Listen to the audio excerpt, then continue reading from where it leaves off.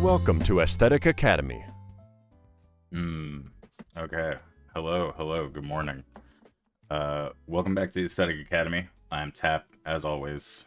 Today we're not joined by anyone.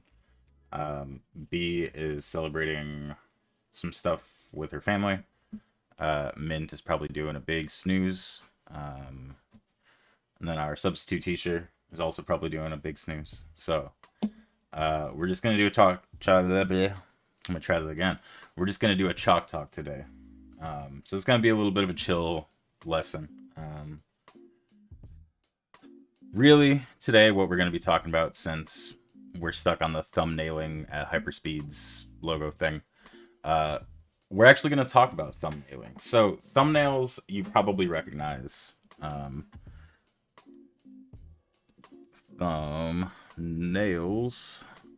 Thumbnails you probably recognize as like those things that you see that give you like a snapshot in YouTube and things like that, like for your video when you're ready to play it.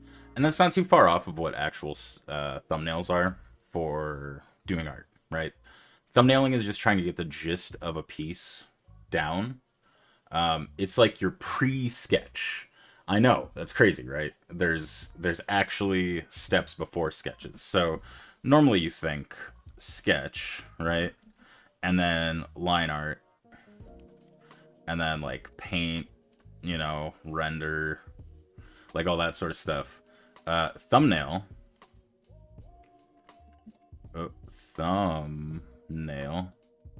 actually goes before. It's way before sketch. And then we lead into the sketch, right? And instead of just constantly talking about it, let's show you some stuff. So thumbnails are really restrictive, right? Normally, you work it in a tiny space. You'll have the full canvas to work with, but the idea is that you want, generally, for the size of the thing to be really small. You want it to be the size of a thumbnail, right? Like literally the nail of your thumb. Like that's where the term comes from, right? Is we want to have as little space as possible to just get the general gist of what we're working with. So, when you're putting together a piece, it is a good idea to have 4 colors. No more, no less, right? 4 colors works really well in the sense that, so let's do a series of grays, right? So we've got boom, and then we'll go a little bit further down, boom, and then even further down, boom, and then even further down, boom, right?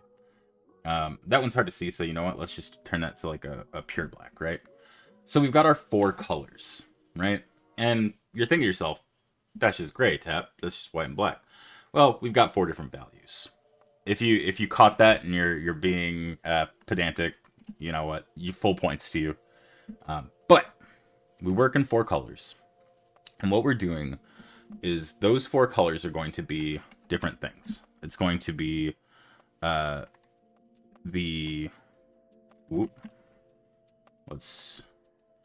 going to be the foreground. It's going to be the midground. It's going to be the background. Ground.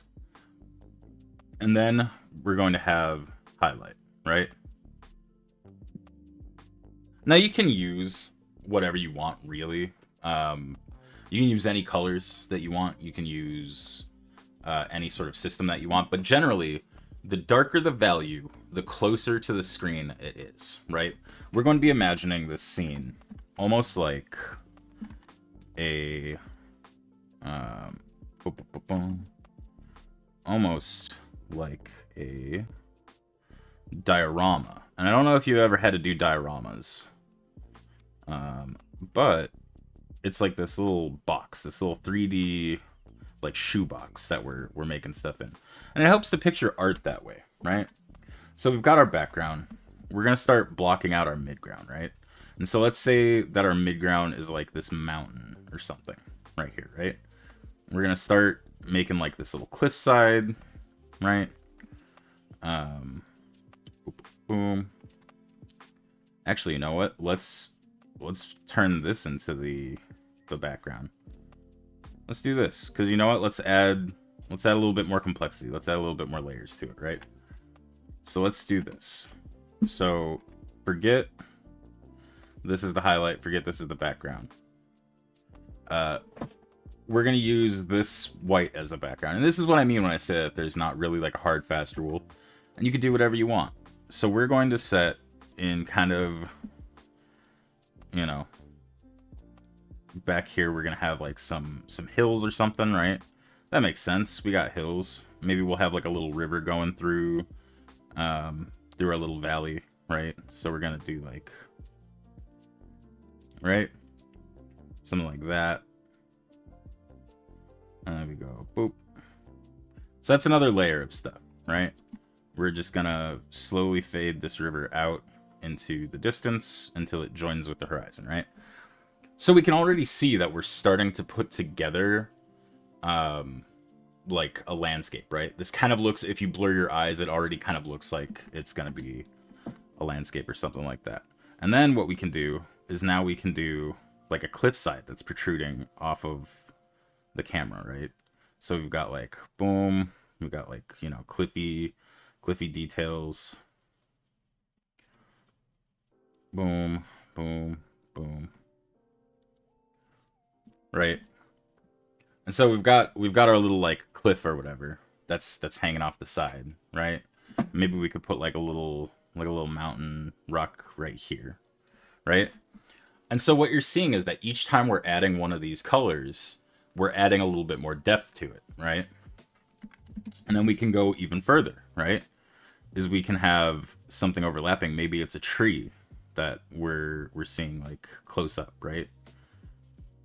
And you'll notice that the closer you get to the camera, the more detail you're adding, the more kind of shapes you're shying away from, and you're using more lines, especially with stuff with like finer detail, you know. We're gonna be thinking more about that kind of stuff. And so now we've added even more complexity to the scene, right? Is we've added even more overlap where we're getting this kind of stuff that's creating the illusion of 3D space. And so if we were to break this down into like a 3D cube, right? If we were to, whoops, I know you're mad. Okay. Windows is very mad at me. So if we were to break this down into like a 3D space, right? What we're imagining here in this 3D space is we've got our background, right? We've got this kind of going. Ooh, ooh, ooh. And let's fill that in.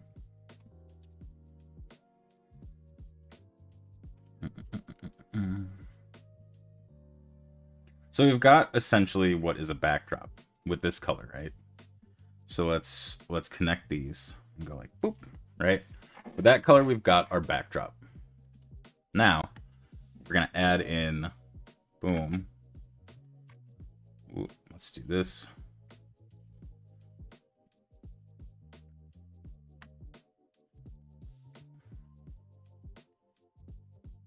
We're gonna add in our like mountains and stuff. So let's do this, like our little hills, right? So we've got this going on, and then we've kind of got like a little bit of groundwork and up to like about here, right? Where we've got boop, boop, and we're actually gonna erase some of that.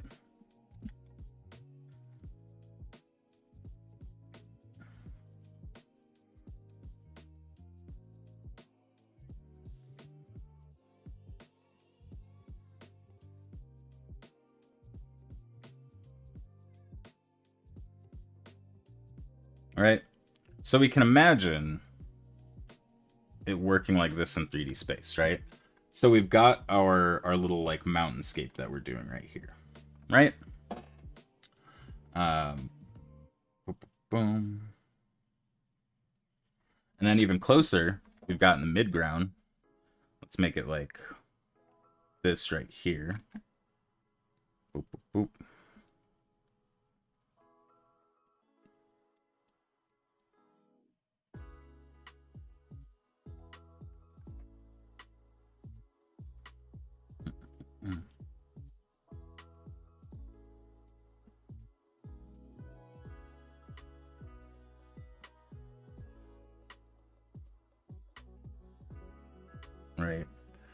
So we've got our cliffside. We've got right here, there's another like little dip going. And then right here, the closest, we've got our little tree. I'm going like, boop.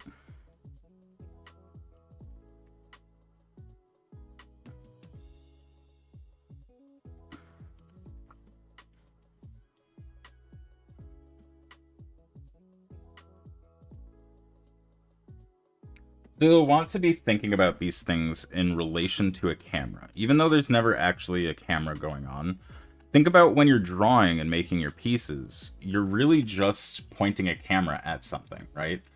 That's why, like, photography is part of art too, right? Is that we're doing the same thing. We're putting together a composition and we're figuring out how to overlap all of these pieces and stuff. So let's connect this. Let's connect this, and let's connect this, right?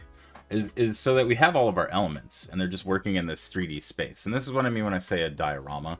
I'm sure you've seen them before. You've made them in, like, shoe boxes and stuff, where you've seen people who are doing Pokemon card cutouts, where what they're doing is they're piecing together...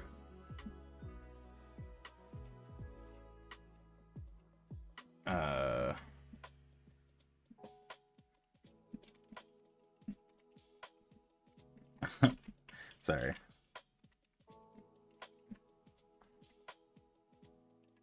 So what you're doing is you're like piecing together this 3D space and making these overlaps. And why this is important, right, is it's important to get a general feel of what your camera is seeing. This is called composition, right? So we have composition.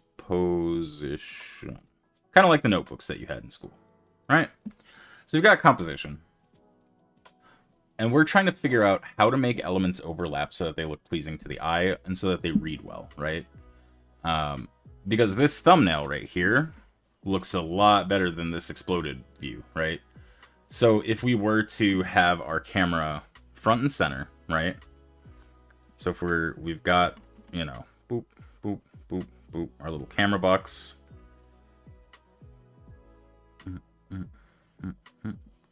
Right? We got our little camera rolling right here, right? What it's seeing from this angle is all the stuff that we're seeing here. That's great. That's what we want to think about. We want to think about where we're putting our camera and what it's seeing and how we're going to line all of that stuff up. That's composition. That's the important part of thumbnailing. That is your pre-sketch. That is you figuring out how all of the elements are going to work together and read well. Because if we did our camera from this angle, right? What we're seeing instead is all this stuff here. We're not seeing it read well, and not that it's going to be 2D like this, but we're getting an entirely different picture when we move the camera. So when we're painting, we're just imagining that we're this camera that's flying around and we're looking for a good shot. Oftentimes, if you're working from just your imagination, that's what you're going to be doing. Is you're going to be imagining you're a camera flying around, trying to figure out where stuff is coming from, figuring out what the angle is coming from. So it helps to view your paper not as just this thing to draw on, but as almost a window of like a viewfinder, right? A way to see into whatever world you're trying to create. And I'm not trying to do like mystical mumbo jumbo where I'm like, ooh, yes, art can take you anywhere. I mean, it can, but like what I'm saying is, if you do these exercises where you imagine that you're a camera and that your paper is the window that you're viewing all of this into, it can help you put together pieces a lot better. That's why thumbnailing is important, because we're figuring out what kind of mood, what kind of feel we want to do. What is the important pieces and players in this piece, right? Do we have a little man standing on a cliff? What are we trying to tell them? What's this little man looking at, right? Are we going with... Is it like a castle in the distance? I'll be watching the VOD when you draw later, doing a lurky. Enjoy your lurk. Yeah, so like, is this person looking at like a castle that they're going to storm or something, right? Is this something that, you know, is some grand adventure that they're about to go on? We want to think about stories that we're telling with our pieces, right? We want to think about, what are we trying to convey with a piece? When we are making a painting, what are we trying to tell the viewer, right? What information are we trying to put out there? And because that's what art really is, right? Art is us describing something to the viewer, right? So in this scene, in this thumbnail, right, what we have then is we're looking on, and down in a valley, there is this castle that this little guy is viewing. And we can change the mood entirely by changing up the composition, by changing the lighting, by changing every other element. But for now, we're not going to worry about that. We're not going to get too in our heads. We're not going to focus on what is essentially the flavor, you know, packet at the end of the you know, recipe. We're making our ramen noodles. We got to boil the water first. You know, we can't just add in the you know, ingredient dust. We can't dust it yet. We got to boil it. So we can change the lighting entirely. We can change the colors. We can change the focus. We can change everything. We want to figure out what information we are trying to tell our viewer first and foremost, right? Composition does both. Composition will tell you, give you kind of a mood, give you kind of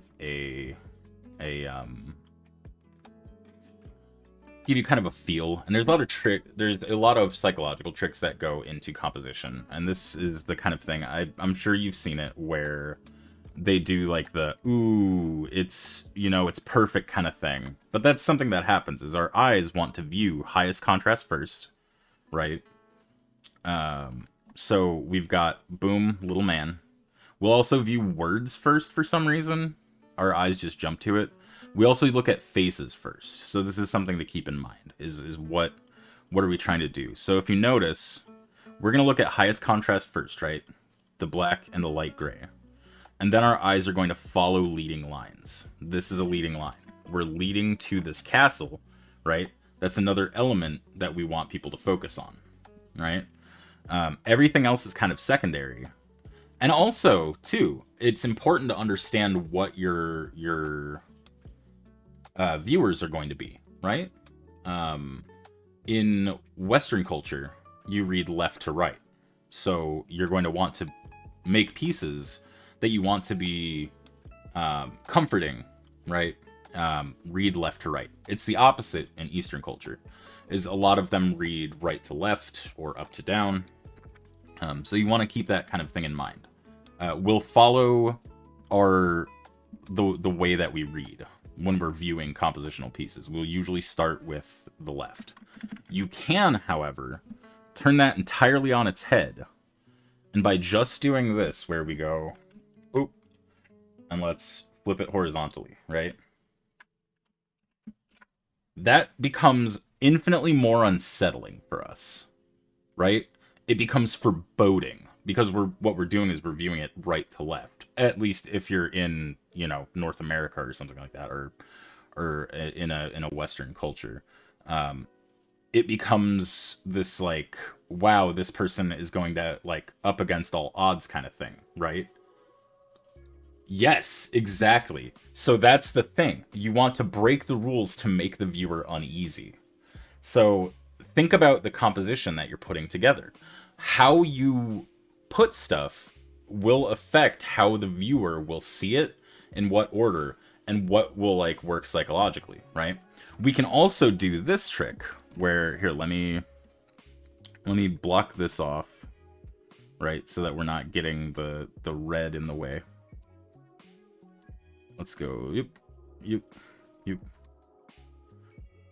So what you can do also is this thing called a Dutch angle, right?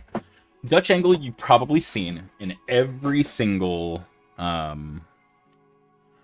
in every single like horror film. It's where you take a piece and you skew it slightly, right? And we're gonna skew it uphill a bit, right? And by doing that angle, right? By doing let's make another layer.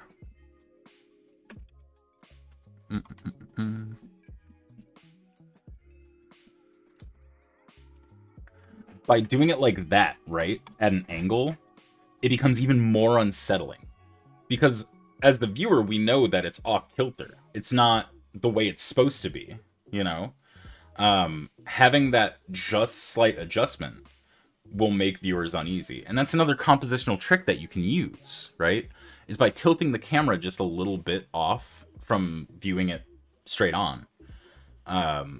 You're going to make your viewers unsettled, right? Is that something that you can do to change the vibe of a piece, to change the feel of a piece? What's his name? Mike Mateos, Mike Mateos, or whatever.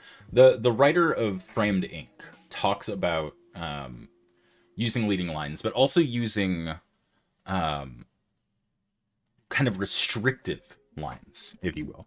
So if we have suddenly, right, we focus on this piece and we're going to do like more trees, right? And we're gonna, and this will become a little over busy, so like our eyes aren't going to like it regardless. But if we had a lot of like branching stuff like this, right, you'll notice our subject right here feels a little trapped, and that's going to reflect on us, right? That's going to reflect on the viewer. Is you're going to feel like it's really constrained. You're going to feel like it's trapped. And when you're telling a story, that's going to translate into a feeling of like, wow, there's no way out of this, you know? And that's not something I suggest doing with like an overarching landscape like this, because it can kind of get busy and read too unwell. But if you have figures that are, let's delete this real quick. Let's make a new... Oop, actually, you know what? I'm gonna save these 4 colors. Delete. Because we want to still work with these 4 colors, right? So, what we're gonna do is we're gonna do a couple thumbnails, right? Whoops. We're gonna see if we can't get a couple different feels. So, boom, boom, boom, boom. We've got our paper, our imaginary paper. And now when you're thumbnailing, you'll generally do this. You'll work with a couple different formats, right? What we're going to do here is we're going to go bam, and we're going to fill in this with this color. And I'm going to do both pieces at once so that we can kind of see how just changing the camera angle will change the feeling of a piece, and how changing different elements will affect your general vibe, your general mood of the piece. And these things are important to think about. It's not really fun for a lot of people because you just want to get into the painting and you want to get into the nitty-gritty. But this is something that you should work on and that you should think about constantly, right? So, we're going to have a scene with a... Boom. I'm going to do a top-down right here. We have a desk. We have a person with their hands on their head, right? We have a cop looming over him. We have another cop looming over him. We have a window right here, right? And we're going to have our camera for the first shot viewing from right here, right? So this is what the camera is going to pick up, right? So this is first shot. Second shot, we're going to do it at an angle. Boom, boom, boom. And it's going to capture a little bit different, right? It's the same room, it's the same scene, but we're going to we're going to try to find how we can make this feel a little bit different, right? How we can play with the lighting, how we can play with the actors in general, and just feeling, you know, how they generally will be. And now this is the thing too, is that some angles are better for your piece than others, right? Depending on what kind of feeling you're trying to go for. So, for this first one, we're going to start adding our elements. We're going to bam, bam. We've got the corners of the room, right? We've got the window in the back. Boop, boop, boop. We've got our window. And we're going to have like slats or something, you know, and then our windowsill. And then we're going to add in our desk, because that's a little bit closer.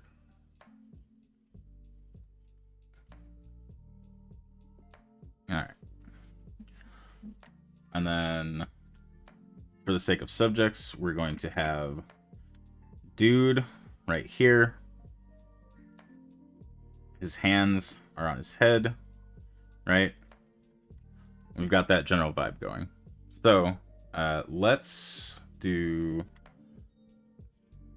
like this, so that we get like a little bit of depth to that. Boom, boom, boom, boom. And then we're gonna add like the elbows onto the table, right? Oops, nope, cancel that. Elbows onto the table, right? Then we're gonna have cop 1 looming over him. He's gonna be standing here, and he's gonna be like hand on the desk or something, right? Hand on his hip, and then just kind of standing there. We're gonna have the other cop standing right there, right? Boo, boo, boo. And he's gonna be kind of hand on the desk also, and leaning on the table, right? So we have our scene, right? This is, you know, the first thing, and it's okay, right? It's all right. It's not great. It's not terrible. And then what we're gonna do, let's put together that scene at a different angle, right? So we've got this. Let's see. Actually, we're gonna do it the reverse. So boom, and then this will be the corner of the room, and then we're gonna have the window like this. And then our slats. And then we're going to have our desk.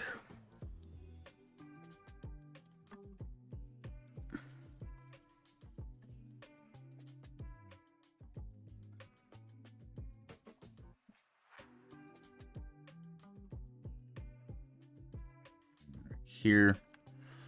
And then we're going to have our dude. We're going to have him leaning like this. And we're going to have his arm, that, his other arm, that, right? We've got him leaning. All right. And then we're going to have this cop is going to be near him, because that's how we have it in the scene, right? Is we have cop, and he's standing like this, and he's got his arm on the desk and one arm on his hip, and then he's standing like that, and we've got the other cop that's like this, and he's leaning over the table, right? So now we've got the same exact scene, and it's only slightly different camera angles, right? But what we have now is a different feel for both pieces. And just looking at it, you can tell, you can get that different feel, right? You can see what's happening, what's really going on. So we could, in the background even, we could put like, you know, I don't know, like a car or something, right? And then in the background here, we could do the same thing where we have like a car, you know? But that's not the important thing. The important thing is the people. The important thing is how we're doing this, right? So, bonus points to anybody who can figure out what's happening here and what the scene is essentially changing before I actually explain it. So I'll take a sip of my coffee real quick. You don't need to type it out, just in your head, be thinking about it. Now, 1 just feels like we're just giving information, right? This guy looks like he's having a bad time because he's got his hand on his head. And it's, you know, it's fine. It's fine. There's a couple tangents. Everything's straight. Everything's orderly. Everything is looking head on. And what we have is we're reading, remember, left to right, because we're following Western rules currently. We're going to focus on the area of the highest contrast. And the first area of highest contrast is right here. So we're going to go where the eyes are facing. And in this piece, we'll have the eyes facing down. And then we're going to continue on to other faces. And we're going to essentially create this triangle, right? And that's fine. That's well, right? And, you know, we have our general composition. We've got, if we do the 2/3 rule, we've got important piece, I guess. There's not really a lot going on. So, in this one, however, remember, we're reading left to right. We're going to go area of highest contrast first, and then we're going to go where he's looking. And then we're going to go to the other face. And then we can go back to the other face too. But we've got this energy line, this flow now, instead of just going straight down. We've got this flow that goes down, and we've got like a lot of shit branching off, right? So we're like, oh, and then there's another leading line that goes this way, and then another leading line that goes this way. And it feels better for us because it's showing our eyes where to go. It's bouncing us around in this kind of circle and giving us the general information. All the things that aren't important are on the outside right here, right? We don't care about that, and it's not really leading our eyes to that. The car in the background isn't really important. What's important is this. But more importantly is now we've shortened the gap between all of these characters, right? And we've made it off-center. These are not even anymore. So we've got this distance, right? And then this distance, right? So we've created unevenness in this piece. We've created overlap. We've created an angle, so it's off-kilter. And our brains don't like that. And that's perfect for what we're trying to go for. We're trying to make it uneasy. We're trying to make this person feel trapped. We've got a line of action and another line of action. And they feel like they're caving down on this character, right? It feels like it's pressing down on this character, and it's helping with this feel of the character with their hands slumped in their head. What it's doing is it's pushing this entire piece down. It's forcing the main subject, the main character, further down, like a weight. And that's what we want. That's the feeling we want, right? For this piece, where we have these two cops looming over this figure in the middle, asking him questions or something. And he just he feels like his life's over, right? And we can feel that here, because not only now do we have, you know, more kind of dynamism, we've also got a better silhouette read, right? So we can see what's going on. We can see that he's slumped over. Instead, right here, where it's a lot harder to read, same thing here. Same thing here, right? This pose right here, it's the same pose, but now it has more energy, right? So we've got man leaning on table, or we've got him leaning on the table, and because of this angle, it makes it look like he's leaning further. It makes it look like he's got more invested, like he's on the attack almost, right? And then we've got our good cop over here, who's kind of a little bit more distant, and that's what we want. We want the aggressive energy to be closer. We want him to feel like he's on the knife's edge. And then the safety is a little bit further, right? So he's more on the side. You know, he's closer to the side of aggression. He's closer to the side of getting in trouble. And those little things are things that filmography teaches you, right? It's things that directors will focus on, is just changing that camera angle slightly in a room to entirely change the feel of a scene and of a piece. And if you think for even a minute that that doesn't relate to artists, you're wrong. We're doing the same thing. It's just we aren't capturing millions of stills and putting them together. Bye. Also, I'm back. Welcome back. So, filmography and general art go hand in hand, right?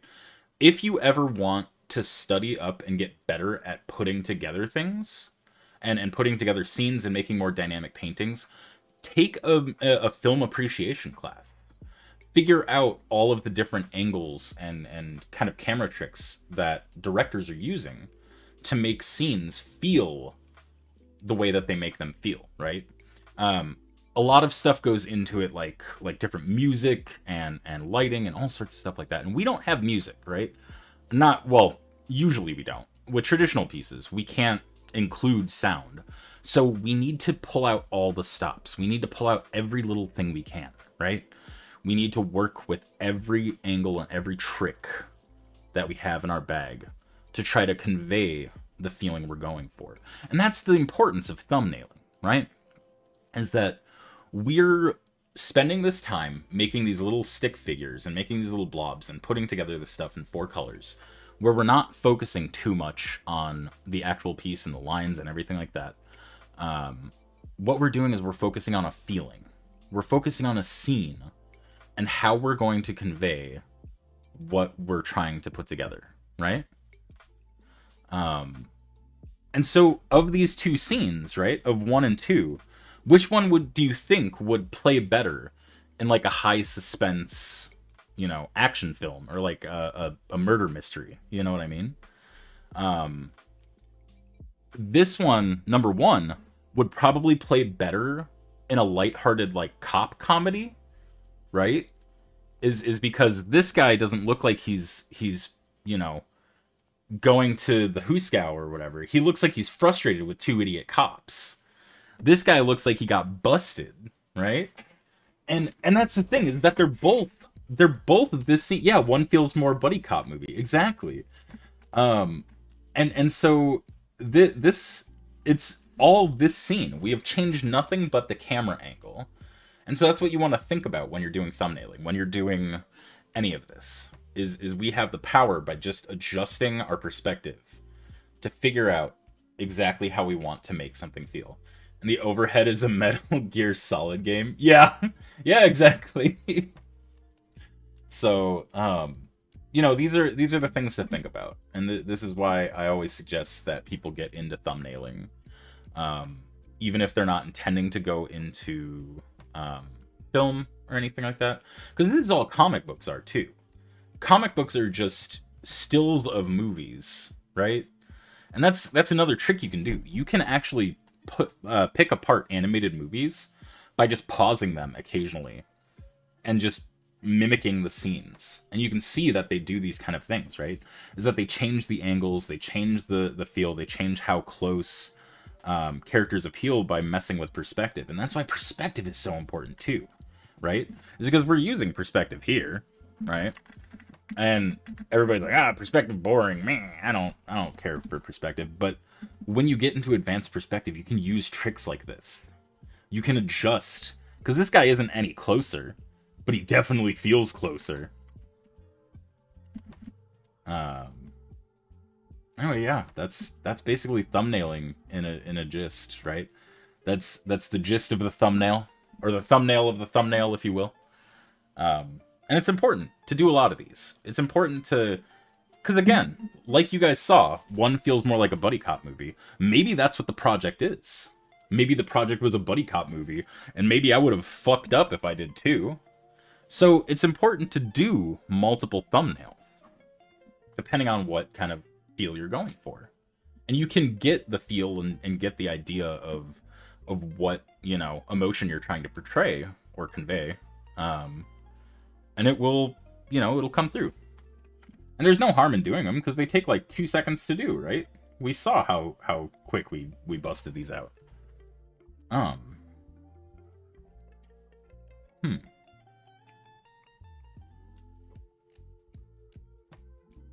Of up or reference on great ways to get a feel of emotions from just how the camera is portrayed. Exactly.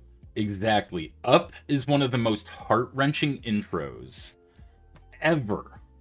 And they don't say a single word, right? Is they they can convey so much without dialogue. And that's something you should think on too, right? That is very, very important. Is that now if we're thinking about making this into a comic, right?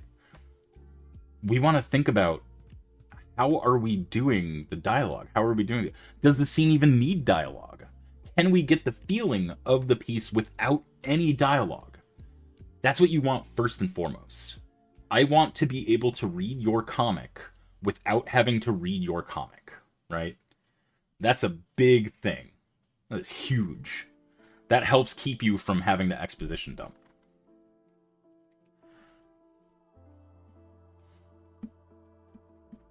So if you want some homework, if you want to try to do homework, right? For doing thumbnailing, changing the pre and post panel would also change how the scene is felt. It absolutely would. It absolutely would. Because in art, much like in everything, context matters, right? Context is the most important thing for our pieces, right? And you can get away, you can skate by without making a particularly good panel that, like, you know, conveys. We could have like a super serious thing using this panel. If the left cop is sympathetic because head-on hand guy found out that his wife was murdered, the whole feeling changes. Exactly. Exactly. Thank you. Yes, that is exactly the thing too, is that the energy will change depending on context. You know? And that's why I'm saying too, I want to be able to read your comic without reading your comic, right? Is that we can do this shitty little buddy cop scene, right, as our serious one, as long as we have decent context beforehand, right? We can change it by, so let's say like a pre-shot, right? Let's change up how this vibe feels, right? By giving it previous context, right? So we're going to use the same room. We're going to change the camera angle a little bit. And what we're going to do is we're going to have our new camera angle. Whoops. Our new camera angle is going to be top down over this cop's shoulder, right?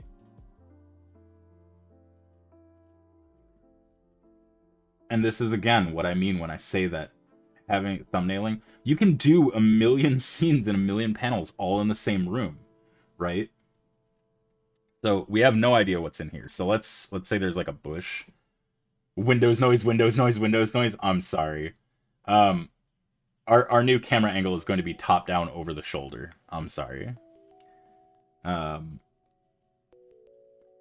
But so let's say there's like a plant or something over here, just so that we have like just not blank room. So we're having to think about more of the scene.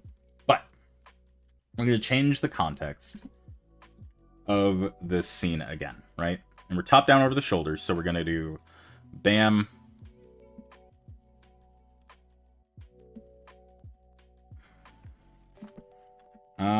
Let's see. Actually, no. We're top down over that shoulders, so what we're going to do is we're going to have zoop.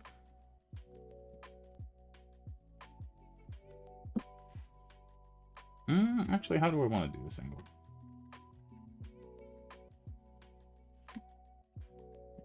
Okay, so we've got our camera up here. We're going to go like this, actually.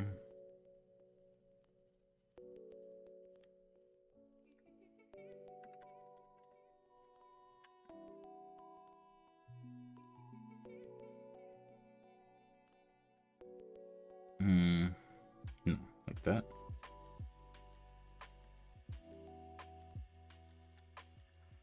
And then we have, you know, his hand on the table. And he's at like the corner of the table. So then we've got... No. Sorry, I'm trying to figure out how this is going.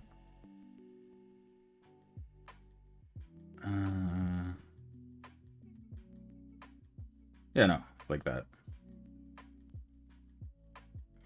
All right. So we've got hand on the table. Boom, boom, boom.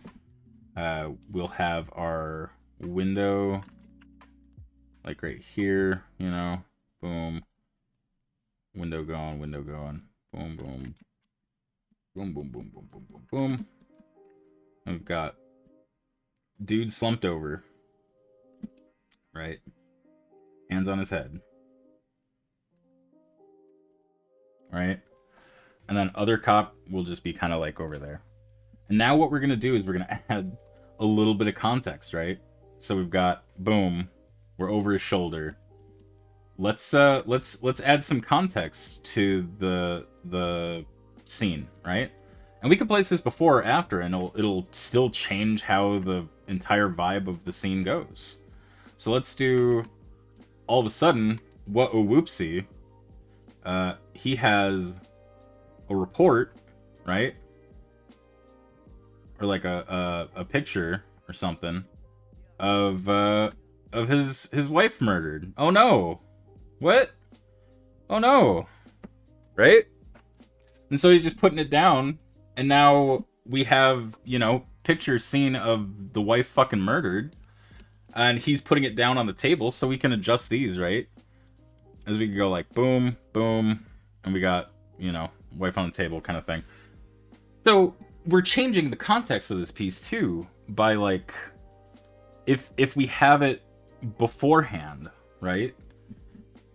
If we have the scene beforehand as the first panel, all of a sudden this guy is sliding over the you know, the picture of the dead wife and being like, hey, I'm so sorry, right?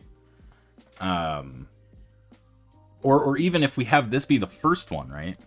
And this be the second, then we've got him putting it down on the table and then sliding it over to him, right? And being like, what did you do? But if we have it in reverse, where we go, this is the second and this is the first, we've got the guy with the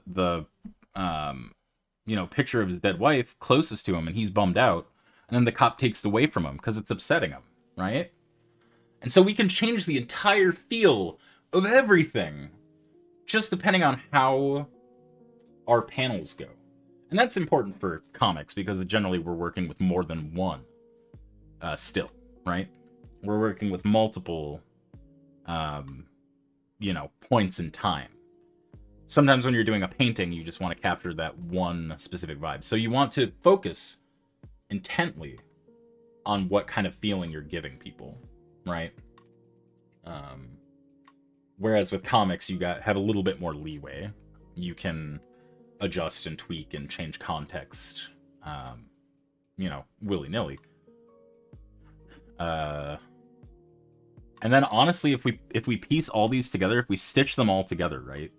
So if we have this be the first, right? We have boom. This is the guy. He's looking at the painting of his wife, and he's like, oh man, right? And then we have second. He's taking the picture away, and the guy is just exasperated. He's beside himself. And then we have the third, which is the buddy cop one, where there'd eventually be some like punchline or something like that. You know what I mean? Where they'd be like, well, I guess you know, she got cold feet. Ha ha ha. You know what I mean? Some bullshit. And you'd completely flip it on its head. You can entirely change you know, the feeling of scenes with a 4-panel comic or even a 3-panel comic by rearranging and changing the angle of cameras. So that's something I want you to focus on. That's something I want you to think about when you are making your pieces, when you're putting stuff together. Yeah, when you're putting stuff together, I want you to, you know, think about what emotions you're trying to convey. And do a bunch of thumbnail practice. Do a bunch of, you know, do a bunch on your own. Because they take nothing. You can literally just do, like, little tiny zoops, you know? It doesn't need to be detailed. In fact, it works so much better if it's not. And the smaller you work too, the better. So, you know, we can make any kind of scene that we want just by working on our thumbnails. And I'm probably not going to go too much longer unless people had specific questions. There's not really much more to the Chalk Talk today. You know, let's do like houses or something, right? So we're going to do like housing rows. We've got like...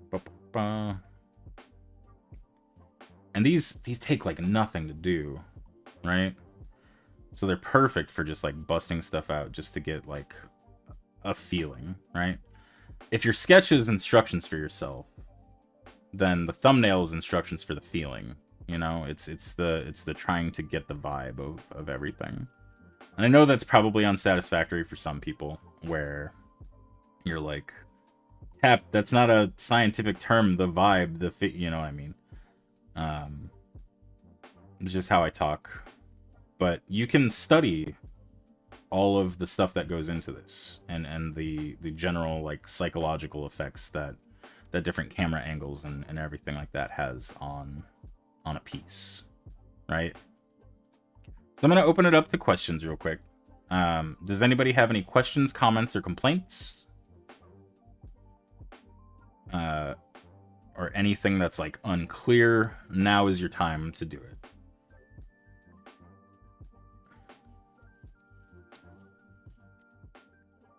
And if you ever need to like do a rewind or anything like that, we will have our VOD up.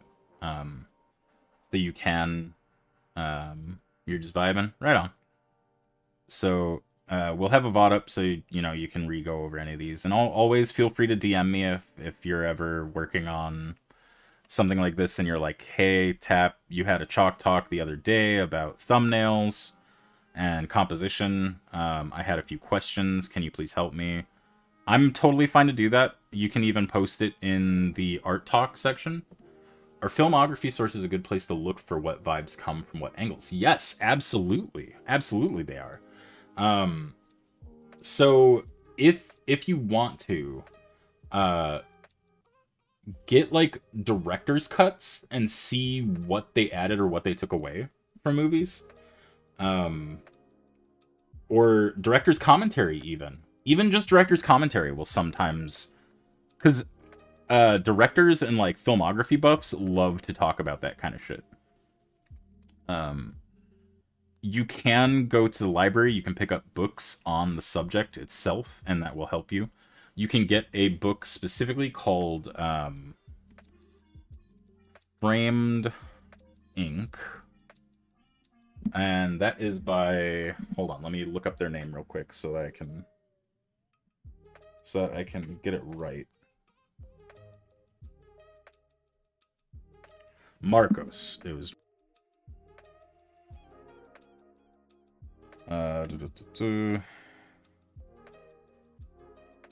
Marcos Mateu Mestri. Look up Framed Ink if you get a chance. It basically goes into and cuts out a lot of knowledge about filmography in general, and converts it into how to do that kind of stuff for painting. Framed Ink is probably the best source for any of this sort of knowledge that I can give. Is one of the best books I think out there for composition and thumbnailing and just general storytelling in your artwork. If you find a better one, feel free to share it in our Discord. You know, definitely give it a look and be like, you know, hey, Tap, I found this. I think this is a good source for it. I'm always down to hear about other pieces that have inspired you or made you, you know, understand stuff better, or YouTube channels or anything really. You know, check them out. Give it a look. Give it a feel. Real quick before I go, I did want to shout out... Wait, what?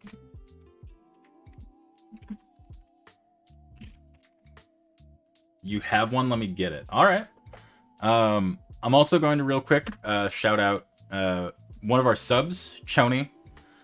She's a great artist. She's working on all of her like overlays and stuff like that, and currently doing a like a relaunch of her streams and stuff. She's got some good stuff planned, so go give them a follow, and then when they go live, you guys can like get all the good stuff right from the get-go. You've probably heard them talk a couple times on here. They've usually got really good, insightful stuff. James Lee, yeah, James Lee is a really good one too. Yes, absolutely. James Lee is really good. Gurney as well. God, Jameses are always really good with composition, aren't they? James Gurney is another one. Has some fucking insane work, and I love his whole account. Yeah, that's good. Yeah, and share that in the Discord as well. You know, the more we have stuff like that available to everybody, the more we'll all improve as artists, I feel. It's good to have a lot of sources to pull from. So, yeah, unless anybody had anything else, any questions, comments, or complaints, I think we'll wrap it up for now. Sound good? Class dismissed? Alright, gang. Well, thank you so much for coming around. I really appreciate it. Things have been great. Awesome. I'm glad you enjoyed it. I'm glad you enjoyed it. I really like teaching art, and I really like talking about this kind of stuff. It's a passion of mine. But anyway, that'll do it for me. Thank you all for coming. Remember, don't eat your paint. And, yeah. See you guys next time. Class dismissed.